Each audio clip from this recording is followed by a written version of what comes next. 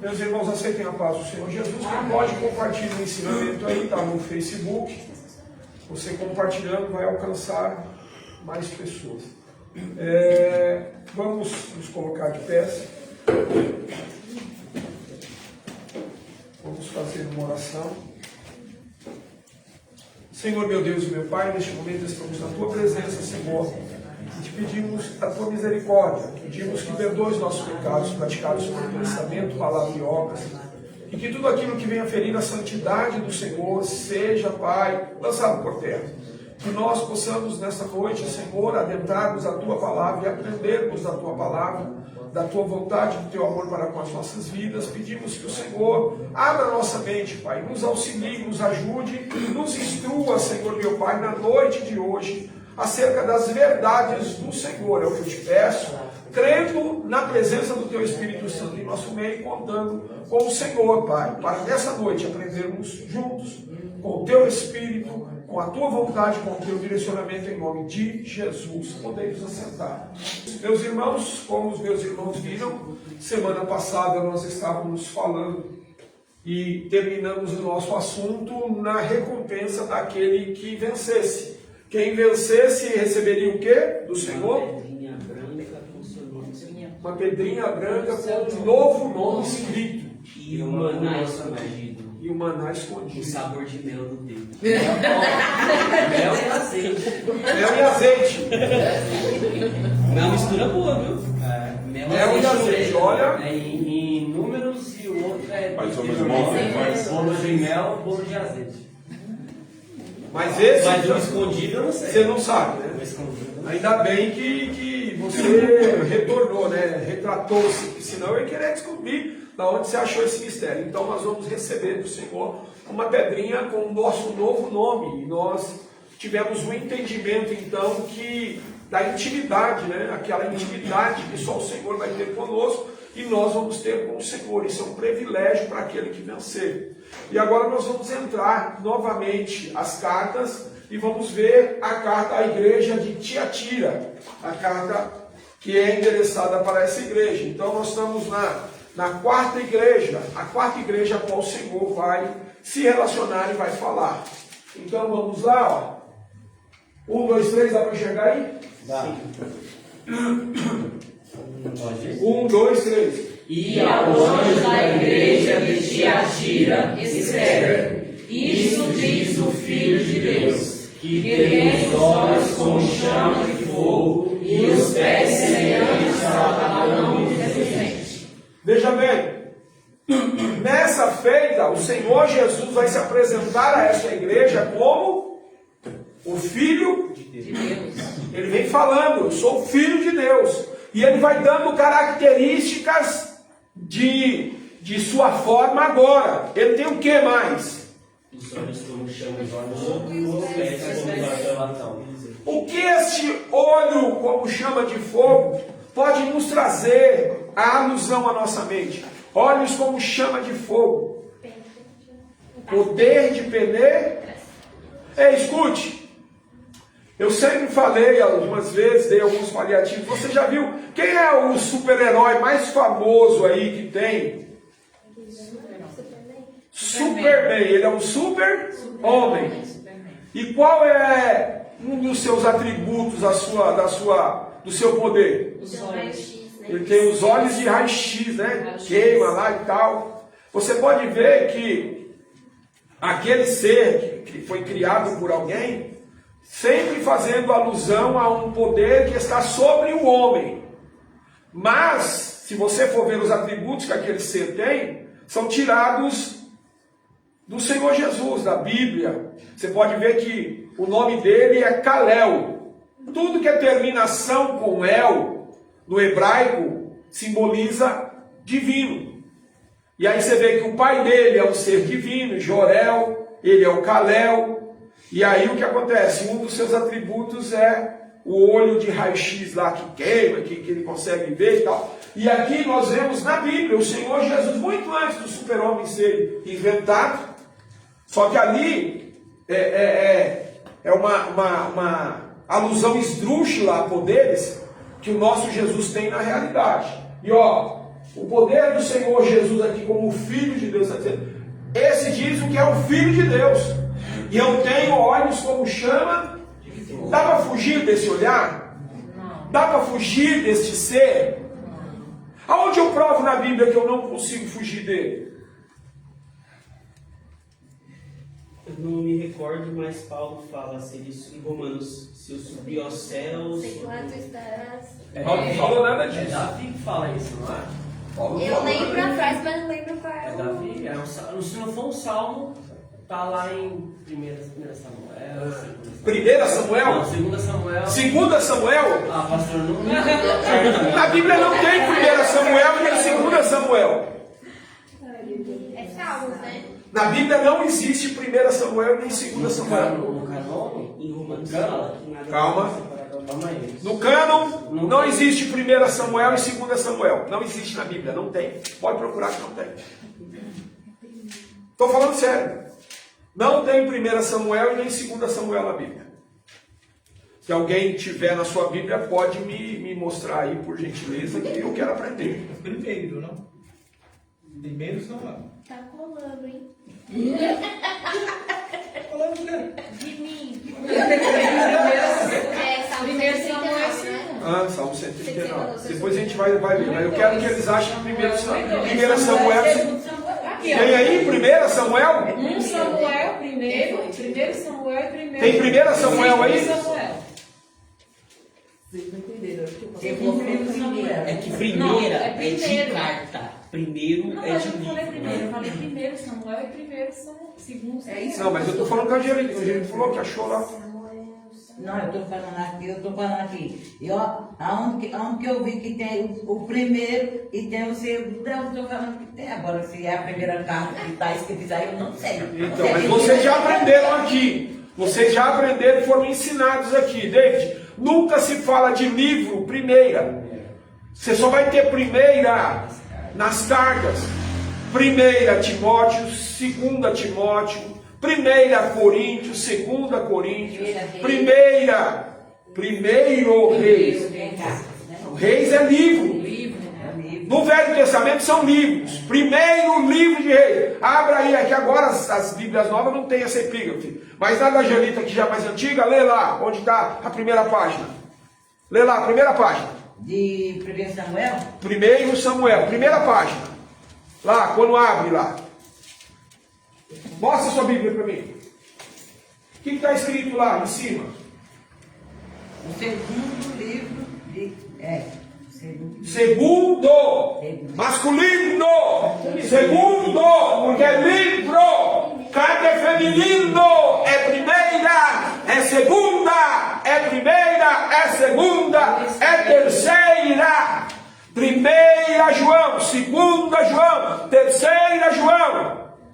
Ah, pois eu sempre falei errado aqui. E eu sempre ensinei certo, vocês nunca me ouvem. Juiz também é livro. Juiz é livro. Samuel, 2 Samuel. 1 Samuel, 2 Samuel. Eu tenho um problema quando eu ouço o pregador falando: abra a tua Bíblia em 1 Reis. Primeiro o quê? Não é carta, é um livro. Como é que é primeiro? É primeiro. Primeiro. Você está rindo? Mas se você Eu sempre escutei dessa forma. se você falar a pessoas que conhecem as Escrituras e que são um pouquinho mais letrados, o cara não te ouve mais. Mas eu já escutei muito pregador famoso falar. Muito pregador famoso, o pregador que pregou na sede de São Bernardo, dando estudo para todos os obreiros essa semana, ele falou, na hora que ele falou, meus ouvidos torceu. Eu falei, é primeiro! Aí a Elaine falou, deixa o cara pregar, o cara já estava pregando na televisão. Porque dói os ouvidos de quem conhece. Hã? É a mesma coisa que você chegar e falar, eu passei a vassoura em casa. Para quem conhece, você sabe que é uma fala do nordestino lá, bem arrastado. Mas para a pessoa que é esclarecida, vassoura? Onde que você passou a vassoura? Você tá sendo gravado. Não, mas é uma fala nordestina de quem muitas vezes, mas quando você vai para o português, é vassoura. Hã? É que nem muitas vezes as pessoas chamavam Antônio. Se você fala para um cara que é esclarecido, meu nome não é Antônio, é Antônio. Então, Quando você vai para a teologia, para a Bíblia, primeiro livro de Samuel, segundo livro, primeiro livro de Reis, segundo livro de Reis e carta, entendeu? Então não tem. Agora nós estamos diante de um ser que tem olhos como poder de ver. Aonde eu posso explicar que eu não consigo fugir da presença e do olhar deste ser? O salmista, no Salmo de número 39, daí falou que foi Davi mesmo lá, o salmista escreve no Salmo de número 39. Vamos ler, Salmo de número 139. Quem encontrou, lê. Do começo? O primeiro? Isso. Senhor, tu me vasculhas e me conheces. Eu gosto muito da outra tradução. Senhor, tu me sondas e me conheces. Aí tá a vasculha. Pode ler, filha. Pode ler na tua tradução. Conheces meu assentar e meu levantar. Entendes o meu pensamento de longe. Cerca a minha vereda e o meu deitar. E conhece todos os meus caminhos. Pois não há uma palavra em minha língua, mas eis que o Senhor sabe de tudo. Peraí, ó. Nem que antes de eu falar qualquer coisa, ele sabe tudo. Ele conhece o meu deitar, meu levantar. Eu posso enganar quem está à minha volta. Posso viver uma vida inteira do lado da irmã Elaine e não mostrar a minha verdadeira natureza. Mostrar o meu verdadeiro eu, maquiar. Eu conheci uma mulher que ela falava que ela nunca acordou descabelada. O marido dela nunca encontrou ela descabelada. Ela acordava 1 hora mais cedo, se maquiava, se montava. E quando o marido encontrava com ela, encontrava ela toda montada, toda já maquiada, arrumada, penteada. Ele nunca viu ela no seu natural.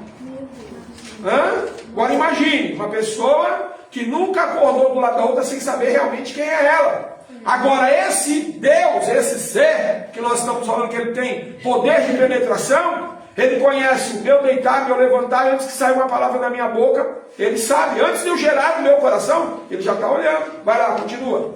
Tu me envolveste por trás e pela frente e puseste a tua mão sobre mim. Tal conhecimento é maravilhoso demais para mim. É tão alto que não posso alcançá-lo. Para onde me irei do teu espírito, ou para onde fugirei da tua presença? Parou. Ó, ele falou que ele não consegue entender. A tua ciência é tão maravilhosa para mim que eu não consigo alcançar. Ou seja, eu não consigo te entender, Deus. Quem consegue entender Deus, irmão? Quem consegue esquadrinhar quem é o Senhor? Que Deus é esse? Que ele é insondável. Quanto mais eu tento extrair e conhecer dele, mais é uma fonte que eu não consigo. E esse cara aí está escrevendo que a forma que ele foi criado é uma forma tão maravilhosa que ele não consegue entender Deus. E aí ele diz, para onde eu fugirei do teu espírito, para onde eu irei da tua face? E ele vai dizer alguns locais que ele vai tomar agora e que ele vai tentar fugir, que ele não vai conseguir. Vamos lá. Se eu subir ao céu, tu estás lá. Se eu fizer minha cama no inferno, eis que tu estás lá. Parou. Dá para morar no céu? Aonde? Eles fizeram uma cama lá no céu? Sim. E lá Deus está? Sim. E se for para as profundezas?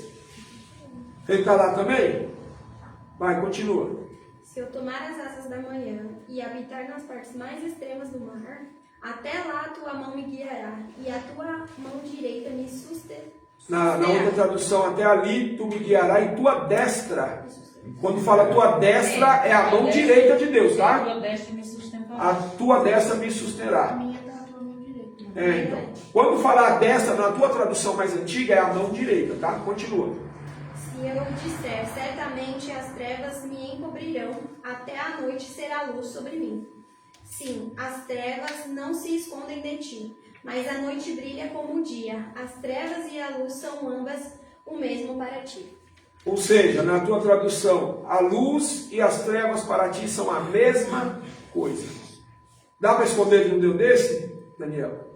Lá no monte, às vezes, onde a gente ora, é escuro, não é, Daniel? Se não fizer uma fogueirinha lá, ninguém enxerga nada. Se não ligar a lanterna, mas lá, Deus está te vendo lá no escuro, está me vendo lá no escuro. Então, irmãos, esse poder de penetração pertence ao Senhor Jesus, ao Senhor nosso Deus. E ele diz que ele tem os olhos como chama de fogo, os pés como latão reluzente. Ó, vamos lá, 1, 2, 3. Eu conheço as tuas obras e o teu amor, e o teu serviço, e a tua fé, e a tua paciência, e que as tuas últimas obras são mais do que as primeiras. Caramba, meu! Essa igreja tá querido. Ó, eu conheço as tuas obras, o teu amor é uma igreja onde existe o teu serviço, é uma igreja que trabalha. A tua fé, a tua paciência. Olha que igreja legal de congregar.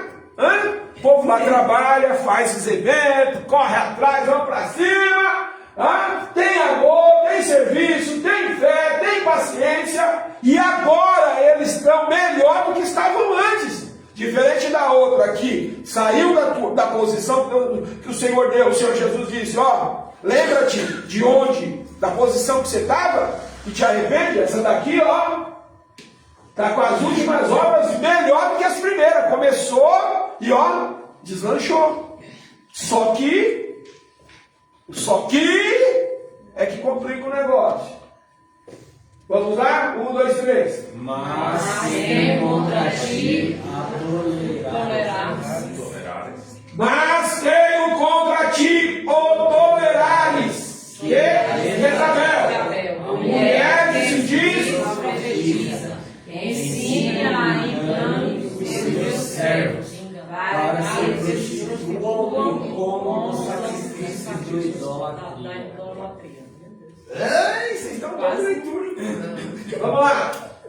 Mas tenho contra ti o intolerantes, que Jezabel, Mas tenho contra ti o tolerantes que Jezabel, a mulher que se diz profetiza, ensine e engane os meus servos para que se prostituem como dos sacrifícios da idolatria.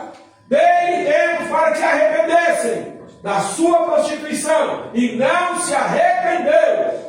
Eis que porém numa cama e sobre os que adulteram com ela e a grande tribulação, se não se arrependerem das suas obras. E ferirei de morte os seus filhos, e todas as igrejas saberão que eu sou aquele que sonda as mentes e os corações, e darei a cada um de vós segundo as vossas obras.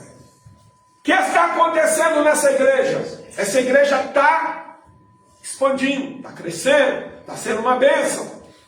Lá eles têm amor, eles têm paciência. Lá eles trabalham, as primeiras obras são melhores do que aqueles começaram. Diferente da outra que cai no estágio, essa está deslanchando. Só que lá dentro tem uma profetisa, tem alguém que se introduziu dentro da igreja e profetiza, se diz profetiza, e tem o espírito de Jezabel.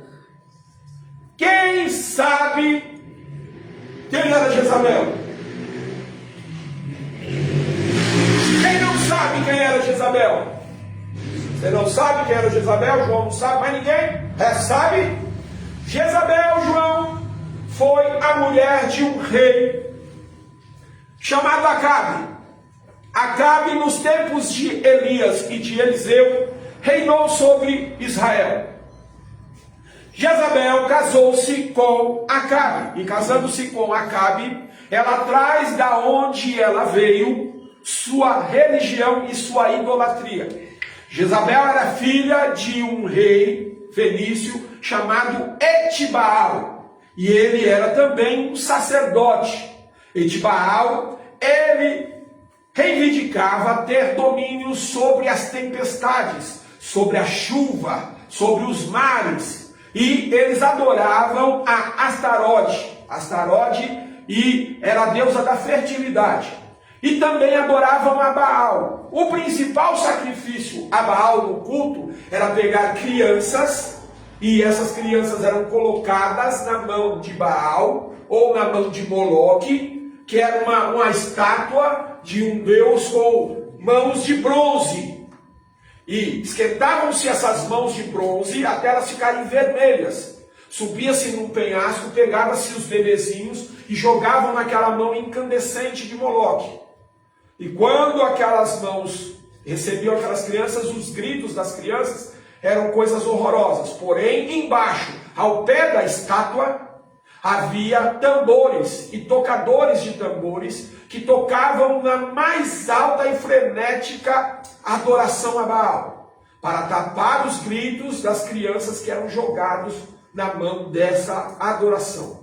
Então Deus tinha abominação a Astarote, a Baal-Zebub, a Moloque e a toda essa divindade.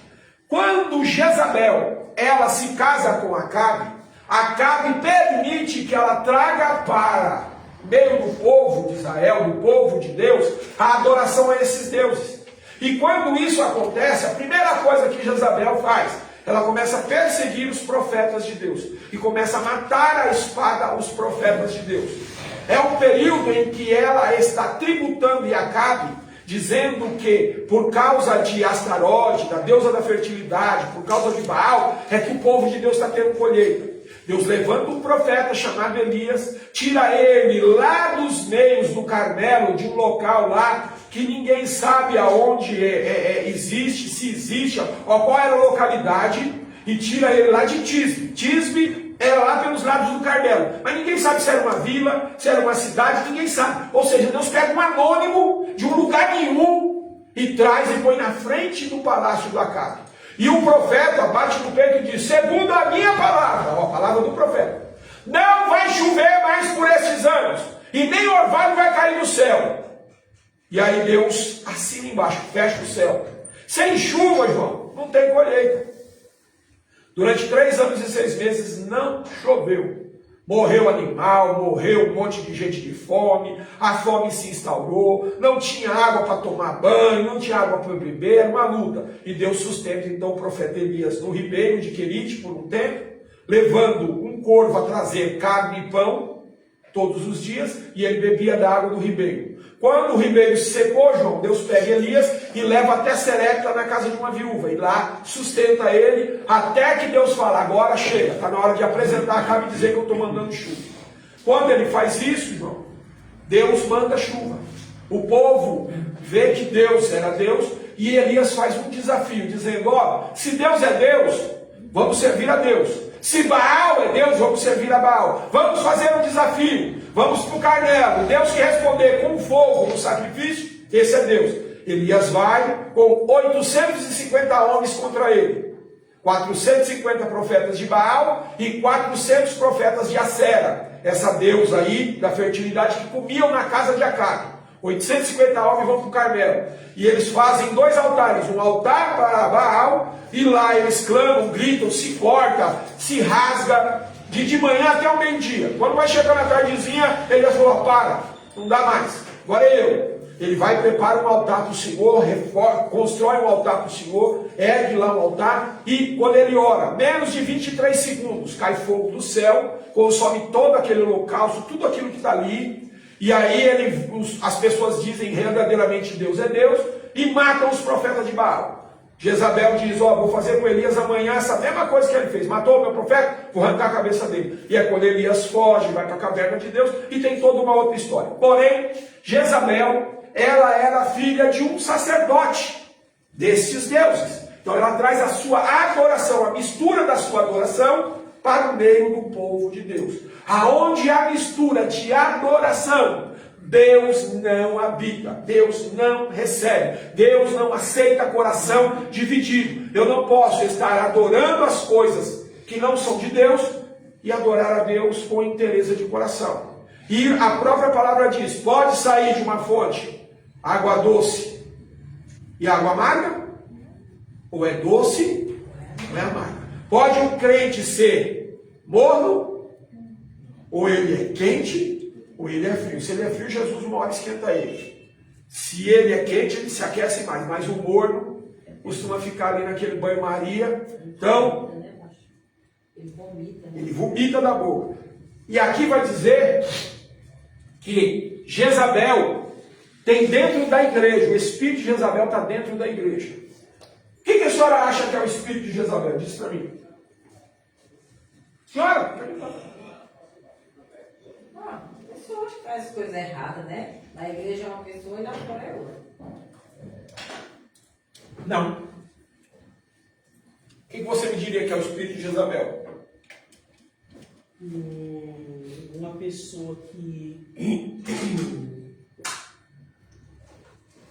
ela sabe que comete coisas erradas, não sei se só no cunho da área de lascívia, de sensualidade, essas coisas assim, mas ela sabe que comete coisas erradas e mesmo cometendo coisas erradas, ela prega como se aquilo fosse certo. Não só isso. Idolatria. Idolatria. Não só isso. Quem mais? David. Pastor, eu ia falar sensualidade, luxúria e vaidade. Não só isso. Quem mais? Manipuladora. Não só isso. Quem mais? Seguidora de profeta. Quem mais? Quem mais se aventura? Perseguidora também, né? Não só isso. O espírito de Jezabel é um espírito de liderança. Você pode ver que Jezabel, ela comandava Acabe. E ela luta contra tudo aquilo que é de Deus. A Bíblia vai dizer que Acabe um dia olhou para o terreno do lado da sua casa. E no terreno do lado da sua casa ele viu uma vinha plantada. E essa vinha tinha um dono, chamado Nabote. Acabe chegou e disse: pede o valor que você quiser pela tua vinha, que eu te dou. Porém, a Bíblia vai dizer que Nabote disse: eu não posso vender a minha vinha, porque ela é herança. Era uma herança deixada por Deus à família de Nabote. Na divisão das terras em Levítico, a ordem era: vocês vão possuir a terra como mordomos dela, porque eu, Senhor, sou o dono de toda a terra. Então a terra de Israel, que foi dada para aquele povo, era herança de Deus para aquele povo. Então, dado para uma família, não podia ser vendido, não podia ser deixado. Lembre que Noemi, a mulher que vai embora como uma mulher abençoada e larga a sua terra e vai embora, quando ela volta se dizendo amarga, se dizendo Mara. Mas para onde ela vai quando ela volta? Para a sua antiga casa. Por quê? Não podia se tomar a terra de alguém. Quando essa pessoa voltasse e reivindicasse, a terra era dada de volta. Por quê? Era herança perpétua. Lembra que quando Davi chama Mefibosete e diz: ó, tudo que era do teu pai, Saul, eu vou te devolver. Hã? E quem está cuidando das terras de Saul? Ziba, o servo, o único servo. Porque se não tivesse a pessoa aparente, e se não me falha a memória, é números.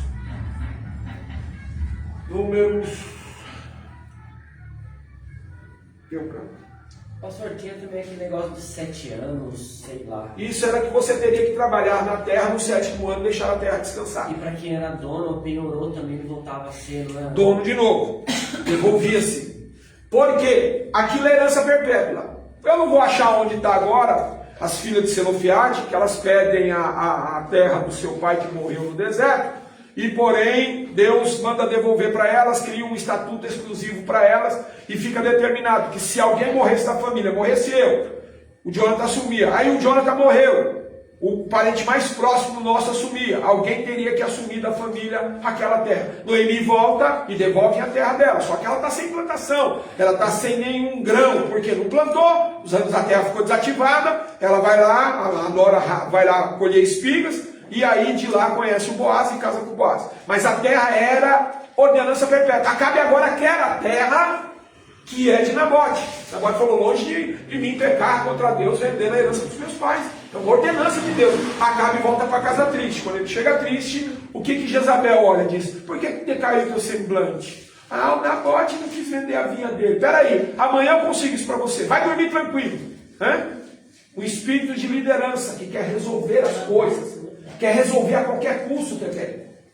Quer resolver muito sem a liderança de Deus, pela vontade própria. E ela vai lá, levanta falsas testemunhas contra Acabe, manda matar Acabe, manda matar Nabote, perdão. Nabote é assassinado, e quem toma como herança a vinha? O Acabe. Deus abomina esse tipo de liderança. Olha, você pode ver que o espírito de Jezabel muitas vezes entra dentro da igreja. E ele vem disfarçado de bondade. Muitas vezes o inimigo permite pessoas entrar dentro da igreja, ou induz pessoas a vir na igreja, e é aquela pessoa que diz: eu vou te ajudar, eu estou em tudo com você, estamos fechados juntos, vamos fazer. Daqui a pouco, está influenciando, mandando, dizendo que Deus falou quando Deus não falou. Veja que aqui, ó, essa mulher tem um espírito de profetisa. Só que não é uma profetisa de Deus. É uma profetisa do inimigo dentro da igreja. Uma profetisa do inimigo dentro da igreja. Deixa eu pegar o texto aqui, só um minutinho. De uma forma mais abrangente.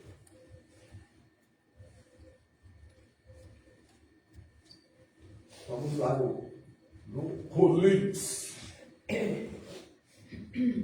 Deixa eu abrir aqui. Bora, menino. Meu Deus, que demora. Foi. Vamos lá, Apocalipse.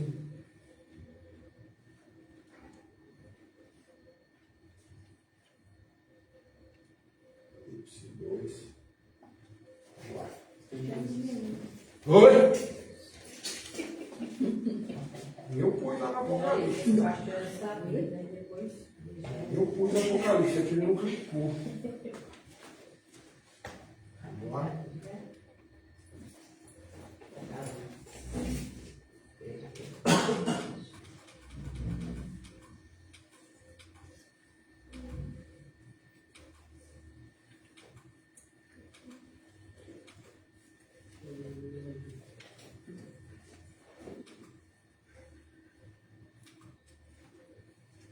Ó, mas tem um contra ti que toleres o que Jezabel, mulher que se diz, profetiza, ensine e engane os meus, para que se prostituam e comam dos sacrifícios da idolatria.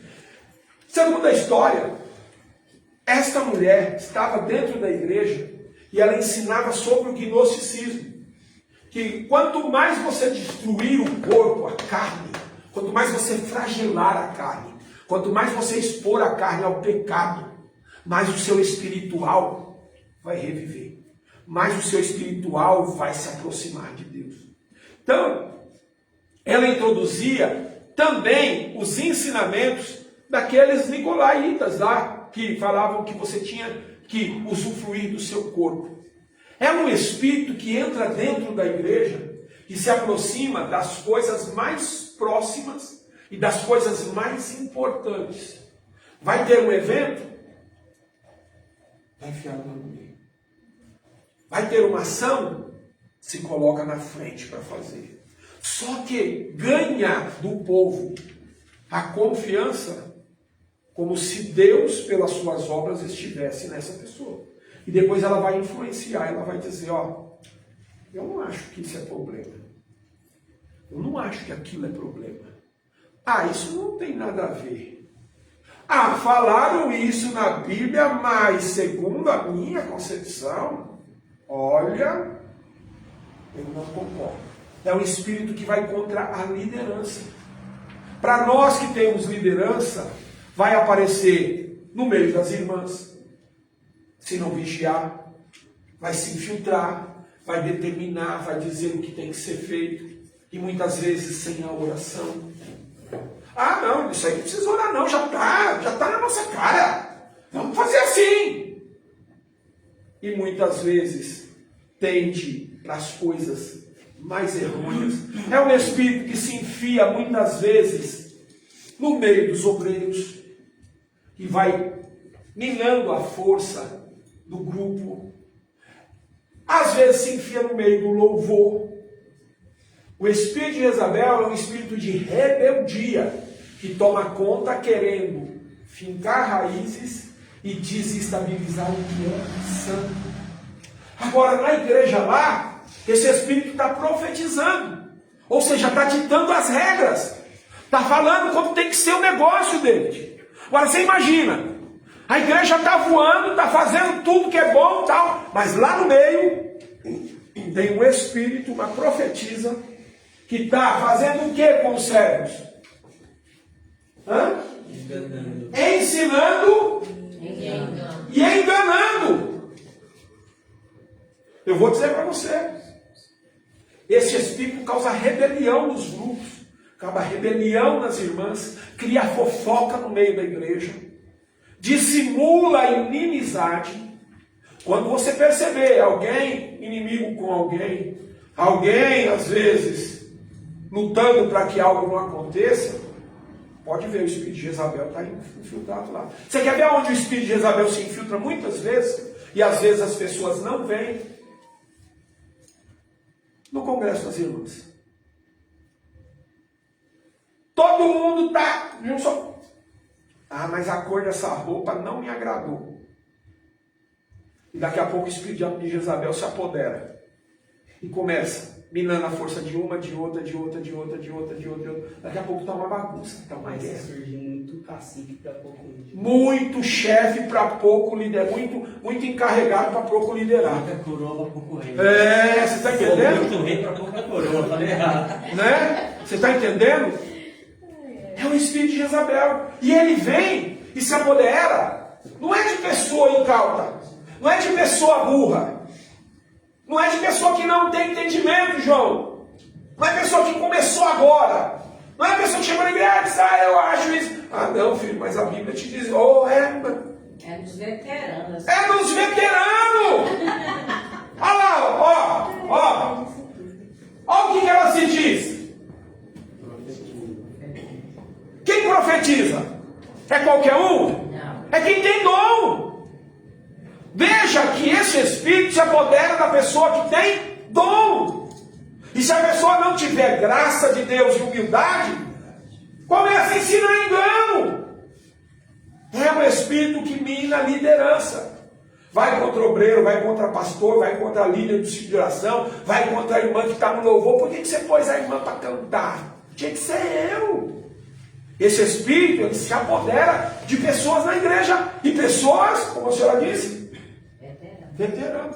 Não é do novinho que aceitou Jesus agora. Quem aceitou Jesus agora está vivendo o primeiro amor, não sabe de nada e tudo é novidade. Mas fica mais velho um pouco, se não der lugar para o Espírito de Deus, dá lugar para quem? Para Jezabel. E ela vem com o quê? Engano serve para quê?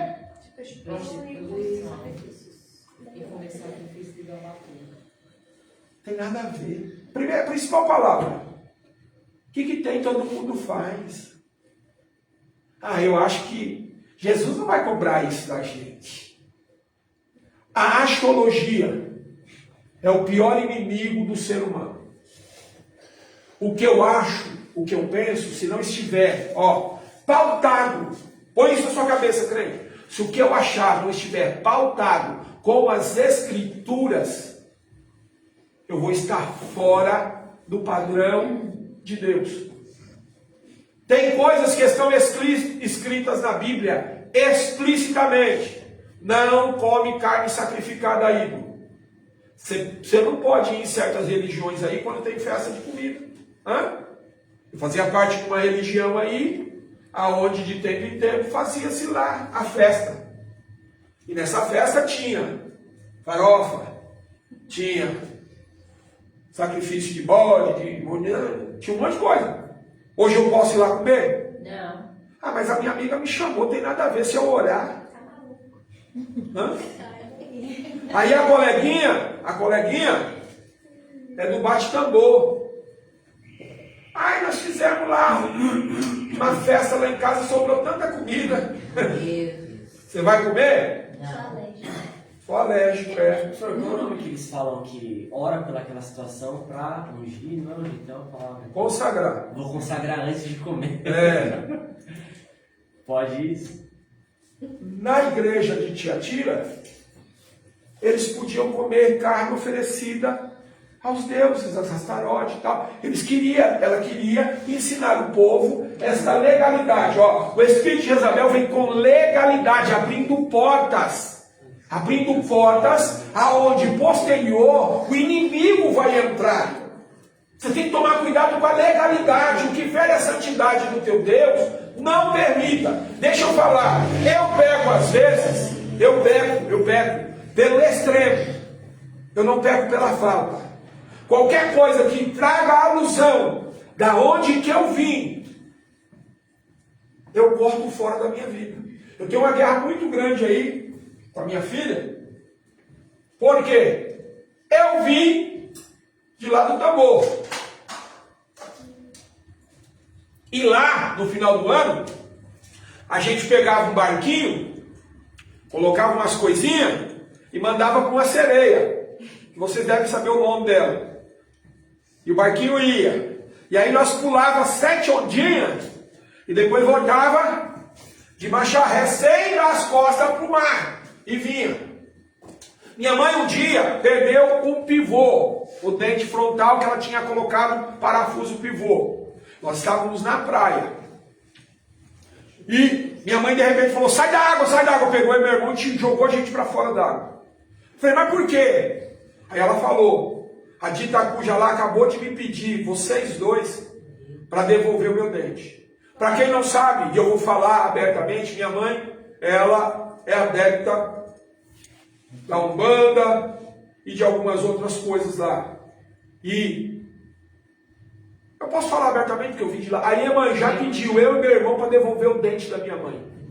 Nós estávamos na água, minha mãe arrancou nós dois, minha mãe adotiva, arrancou eu e meu irmão, para que as ondas, a entidade que estivesse lá não levasse a gente embora. Entendeu? E aí minha filha toma um café onde tem uma marca aí que tem uma sereinha lá, uma Iemanjá lá. E ela gosta do café de lá. Eu não passo nem na porta, passo na porta de longe. Tem uma marca famosa aí, você pode ver. E a sereia ela tem 2 rabos. 2 rabos. Um rabo para um lado, um rabo para o outro. Hã? Tá no shopping, se for no shopping tem lá. Aqui não pode falar o nome da loja. Como é o nome da loja? Starbucks. Eu não tomo nem nada lá. Lá tá lá, Iemanjá, bem lá. É uma Iemanjá. Eu não tomo nada de lá. Nada. Porque, pra mim, pra mim, tem a imagem da onde eu saí, da idolatria da onde eu saí. Mas alguns vão dizer, tem nada a ver. Para mim tem, porque eu saí de lá. E eu, entre ferir a santidade do meu Deus e ficar na dúvida, prefiro não participar. Se eu souber de qualquer coisa que seja sacrificada. Quem come sarapatel aqui? Quem come sarapatel? Levante a mão. Deixa eu avisar para você. Crente não come sarapatel feito com sangue, tá bom? Tá. Se fizer sarapatel, pergunte, foi feito com sangue? Do porco? Se for feito com sangue, não coma. Nós não podemos comer chouriço. Nós não podemos comer. Já comeu muito, pois não coma. Não podemos comer frango ou galinha cabidela. Sabe a galinha cabidela? Que é feita com o sangue da galinha, que o pessoal vem na granja aqui e diz, põe o sangue no saquinho que eu vou fazer o molho. Você não pode comer, porque para nós é carne sacrificada, não pode. O sangue nós não podemos comer, tá entendendo? Estou falando ao vivo porque as leis que são regidas para nós cristãos. Não podemos comer sangue, não podemos comer chouriço. Eu amava chouriço quando era criança. Eu também. Não como chouriço, não como nada com sangue, não como sarapatel com sangue, não como frango ao molho pardo. Frango ao molho pardo é feito com sangue do frango. Não como, porque são coisas que para o cristão são proibidas. Está entendendo? E tem muita gente que come. Então, tal a Iemanjá lá no café, eu não tomo nem café, nunca vai ver meu dinheiro. Não quero nem saber. Não vai. Se depender de mim, tiver a última loja, eu fico com fome, vou até o próximo shopping, mas não como. Está entendendo? Sim. Não, eu queria dar uma dúvida sobre algo que aconteceu quando eu trabalhava lá com o Chico, que, vamos pegar aqui, a mulher dele era desse. Então, ele levou um monte de bode assado, né? Aí falou assim, aqui minha mulher tirou só o sangue para fazer os trabalhos. E vocês comeram? Aí todo mundo comeu, ofereceu uma que eu não gosto de bode, né? Não, mas peraí, para antes de você contar tudo. A mulher só tirou o sangue para fazer? Aí todo mundo sabe que não tem nada a ver, aí comer, todo mundo. E todo mundo comer. Depois de alguns dias, não sei se tinha alguma coisa a ver. Deu uma peste de rato tão grande lá dentro do mercado, que quase acabou com o mercado do Chico, viu? Depois ele vendeu o mercado porque não aguentou mais. Aí eu te digo, presta atenção, o sangue daquele animal foi derramado como sacrifício. E você vai comer a carne? Gente, cuidado. Só que o Espírito não tem nada a ver. O Espírito não tem nada a ver. E quando você não sabe? Por exemplo, uma vez eu estava na faculdade, e a minha amiga era muito católica e tudo mais, aí a gente conversando na mesa da faculdade, no refeitório, aí ela falou, quer um pedaço de pão de mel? Aí eu falei, quero. Aí eu peguei e comi o pão de mel, porque eu trouxe lá da quermesse, aí eu fiz, putz.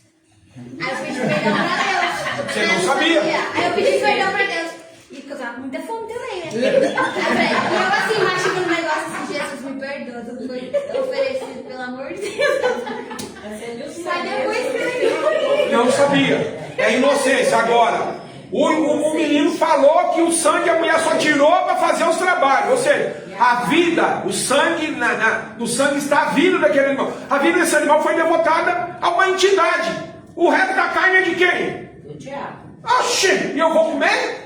Pastor, tem a religião que eu não posso falar, né? Que não aceita a transfusão de sangue, porque diz que sangue é vida, né? Não, mas ali é uma ignorância a respeito do texto bíblico. Eles não aceitam o sangue, a pessoa pode até morrer, mas é uma ignorância do texto bíblico. Jesus falou, não existe amor maior do que esse, do que um amigo dar a vida pelo seu companheiro. Jesus morreu por nós e derramou o que por nós? Sangue. Então pronto, eles já estão fora do ensinamento de Jesus, porque eles, se quiserem ter salvação, vão ter que aceitar o sacrifício de sangue de Jesus. No caso, Sim. os animais que são mortos para a gente comer também, não tem nada a ver. Não, porque eles são sacrificados para alimentação. E outra, você não come animal sufocado. Ó, quem tem família, que seja do norte, do nordeste ou do interior, o pessoal às vezes estronca o pescoço da galinha e deixa a galinha morrer sufocada. O crente não come carne sufocada. Para você comer, tem que cortar o cangutinho do frango ou cortar a boca do frango e escorrer aquele sangue. Sangue dá, mas não coma mais. O sangue tem que ser escorrido, não pode ser de galinha torcida, sufocada. Crente não come carne sufocada. Corta-se o pescoço no matadouro ali, você vai ali, não sei se tem ainda do lado do Denise, tinha lá uma vícola, corta a boca do frango aqui do lado ou corta o pescoço para sangrar. Carne sufocada crente não come. E lá na igreja de Tiatira era ensinada a comer carne de sacrifício de idolatria, carne sufocada e esse tipo de coisa. Alguém tinha levantado a mão? Sim, irmã Camila. Pastor, sobre também a religião de budismo, acho que é budismo. Sim. Segue essa mesma linha? Sim, eles oferecem para Buda maçã, castanha, eles gostam muito de oferecer maçã, castanha, comida, café. Não sei se tem relação. Minha avó tinha um Buda, sem vergonha aquele Buda. O Buda tomava café. O demônio que atuava naquele Buda tomava café. Minha avó punha café de manhã. E eu posso falar, ela, quem quiser ouvir, minha avó era feiticeira mesmo. E minha mãe também. E minha irmã até hoje é. Minha irmã até hoje é. Minha sobrinha, esses dias atrás eu vi ela lá num culto lá, acho que no centro lá deles, lá, que apareceu nos stories. Vem a família toda nessa religião da qual eu fazia parte também. E Jesus me encontrou lá e me tirou de lá. Então não estou falando da religião de ninguém, estou falando do que eu vivi na minha família. E tinha um Buda lá que bebia café. Vou dar um exemplo, pastor. Teve um dia que o Robson, ele trabalha na feira, né? Aí ele chegou em casa todo feliz, me trouxe aquele negócio frito. Tempurá. Come. Ele estava assistindo tanto para eu comer. Eu falei, nossa, eu vou comer. Come, porque ele sabe que eu gosto dessas coisas, né? Pastor. Foi o negócio entrar. Eu passei muito. Mas da onde veio esse tempurá? Ele falou que um amigo dele deu para ele, da feira. Então eu sou meio cismado com esse negócio que vem de presente, que nem meus filhos. Eu sempre ensinei a não receber bala na rua. Come daqui da igreja, come daqui dos irmãos que traz. Mas de gente de fora, eu sou meio cismado. Pastor, eu passei muito mal. Muito mal mesmo.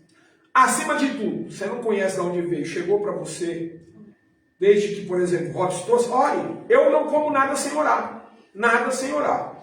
Porque a Bíblia diz que se eu beber algo mortífero, não me fará dano algum. Está entendendo? Então eu oro sobre tudo que eu comer. Mas dependendo de certos locais, certas situações, eu não recebo, nem recebo. E se receber, hora que infelizmente recebi, eu vou descartar.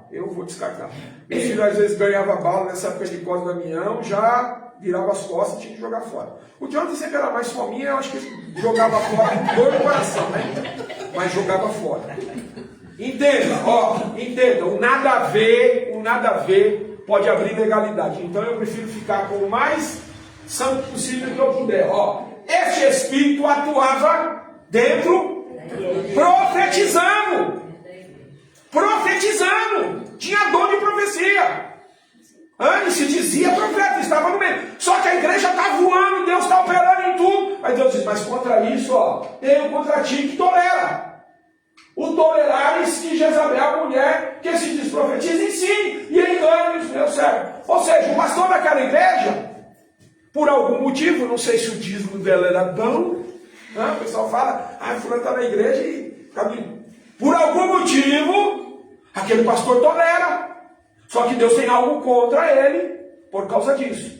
Então, quando o espírito de liderança de Jezabel tentar se apoderar de alguém na igreja, é nossa função orar e dizer, Senhor, afasta de nós esse mal. Não permita esse mal sobre nós. Não permita. O espírito de Jezabel luta contra o que é de Deus e a liderança de Deus. Ela vai lutar contra pastor, ela vai lutar contra o líder da oração, contra o líder do louvor, vai lutar contra as instituições. Esse espírito luta contra tudo aquilo que é correto de Deus. E vai vir com Deus falou. Porque Deus isso. É uma espiritualidade que te questiona e questiona a espiritualidade do líder. Por isso, Deus pode falar com qualquer um de vocês. Eu não tomo um passo se Deus não falar comigo. O líder quem é? Sou eu. De repente eu vou colher a sua ideia, vou ouvir, vou orar. Se Deus confirmar, eu dou sequência. Se não, vamos fazer o que Deus determinou. Por quê? Existe espíritos que vêm para a igreja, que Satanás manda para a igreja, para atrapalhar o andamento da igreja. Atrapalhar o andamento da igreja. Dá para entender isso? Então, ore a Deus e peça a Deus para que nunca entre no teu coração esse espírito. O espírito de comando de Jezabel, que vai contra a vontade de Deus. Então, o Senhor tem algo contra essa igreja, porque está tolerando esse espírito dentro da igreja. Melhor remédio para expulsar quando o diabo manda alguém, qual que é? Oração. Escute, hoje eu até digo que eu sou mais reservado, não é por causa dos que estão, é pelo que eu já vivi, o que já passou. Então, hoje, dificilmente eu levo pessoas comigo para o monte. Às vezes o Daniel tem a oportunidade de ir comigo, ou eu ir com ele, a gente se encontra, mas normalmente você vai ver eu sempre orando mais sozinho. Por quê? Infelizmente, o inimigo aproximou de mim um casal, que em todos os meus propósitos e campanhas eles se enfiaram. Se enfiaram em todas, irmã Camila, todas as minhas campanhas e propósitos. E nada andava para frente, nada dava certo. Nada. E aquilo foi indo, foi moendo. Um belo dia, nós estávamos fazendo uma campanha lá no Batistini. Fui fazer uma campanha no Batistini. E lá estava subindo muita gente. E Deus falou comigo, comece a repreender demônios à sua volta. E todas as vezes que eu ia orar, ficava o indivíduo aqui, eu aqui, o indivíduo do meu lado, e na minha frente a indivídua. E ficavam ali. E eu orando, apresentando os propósitos, apresentando as necessidades, e aqueles dois seres ali do meu lado. Aí Deus falou para mim, aí teve um dia que, isso é fato que ocorreu comigo. Eu entrei debaixo de uma moita desses capim na pieira grande, e eu fiquei assim, ficou como se fosse uma coberturazinha. O indivíduo ficou aqui, a pessoa ficou onde está o tripé aí. E Deus falava no meu coração, repreenda demônios. Repreenda demônios. Não ore por pessoas, repreenda demônios. Eu comecei, demônio que luta contra a igreja, em nome de Jesus você está repreendido. Senhor, expulsa todos os demônios, bota para correr, Senhor, todos os demônios, que todo demônio que está lutando contra nós, que está à nossa volta, e tal. Daqui a pouco, eu vi quando o indivíduo começou a se afastar. Aí daqui a pouco, a dita cuja começou a ir mais lá para o canto, eu fiquei sozinho. E Deus falava, repreenda o demônio, eu repreendo o demônio. Primeiro dia da campanha eu repreendendo o demônio, segundo dia não terminaram a campanha comigo. Dias depois, será não dá para ir, o carro está com problema, e não sei o que lá, e não foram mais. Eu terminei a campanha sozinho.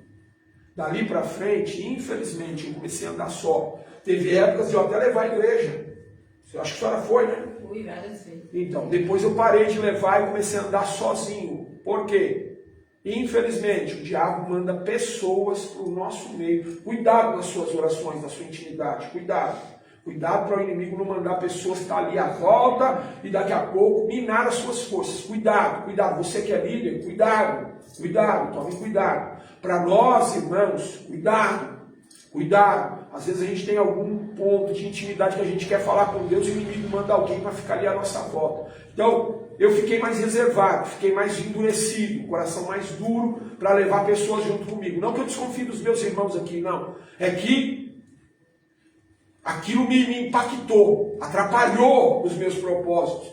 Então, ultimamente eu tenho só que eu senti que eu não posso deixar isso impedir dos meus irmãos, às vezes, desfrutar de uma oportunidade de estar buscando a Deus junto, tal. Eu vou voltar a levar pessoas para orar comigo no monte. Vou voltar a orar novamente com mais pessoas. Mas sempre tomemos cuidado com quem vai tentar entrar na nossa intimidade. Essa pessoa que foi usada pelo diabo, um dia repreendeu a minha esposa, porque minha esposa não estava em casa para receber, né? A pessoa estava sentada na porta da minha casa e xingando os outros que passavam na rua de palavrão.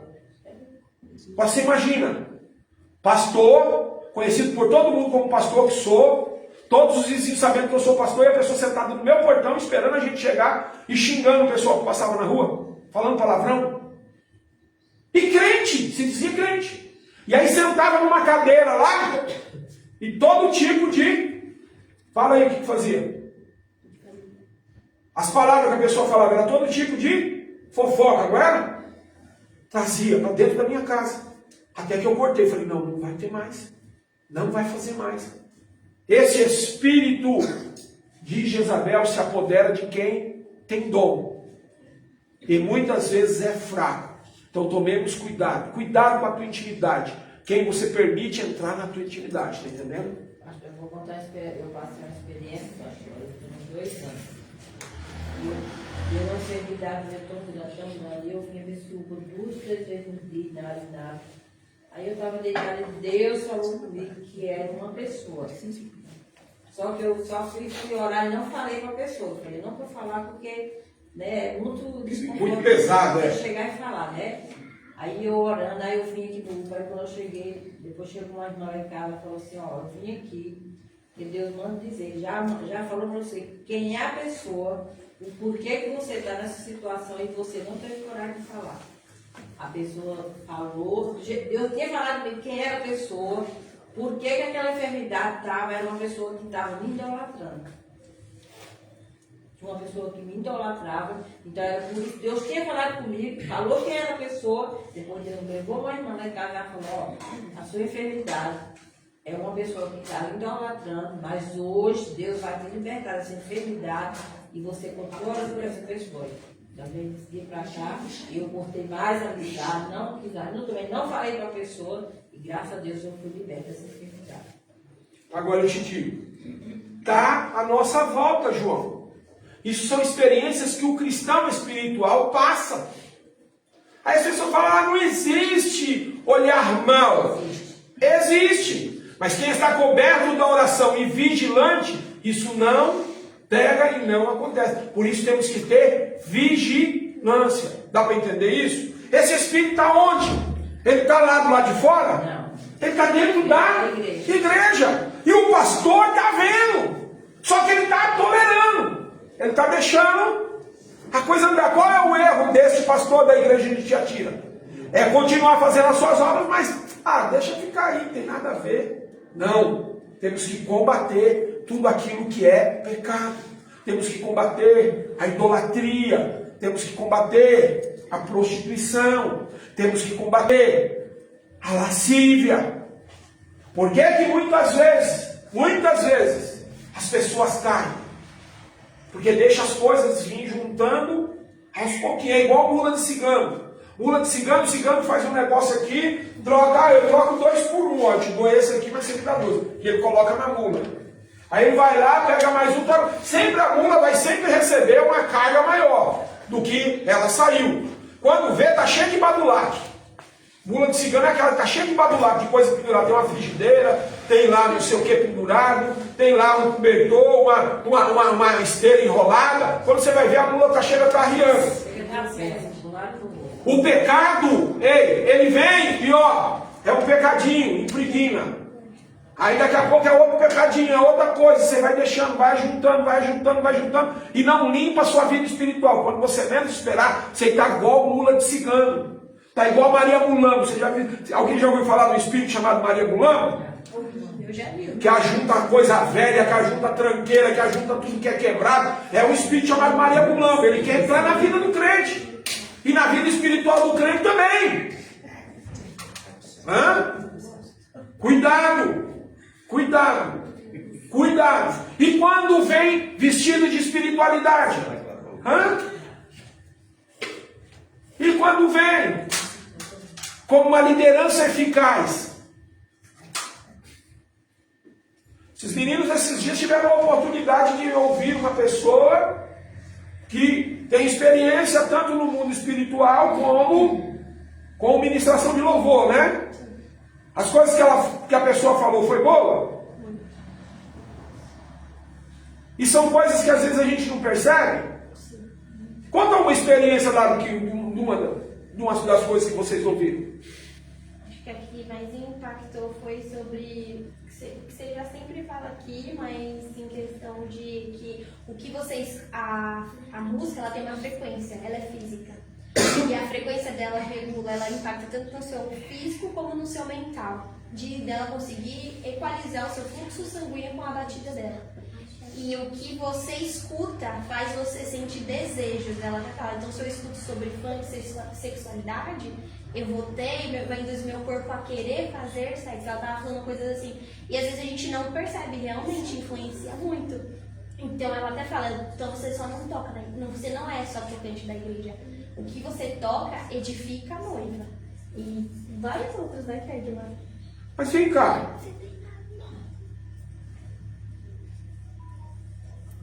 Eu posso ouvir coisas maléficas, malignas, depressivas e a semana inteira e depois vir ministrar coisas de vitória da parte de Deus?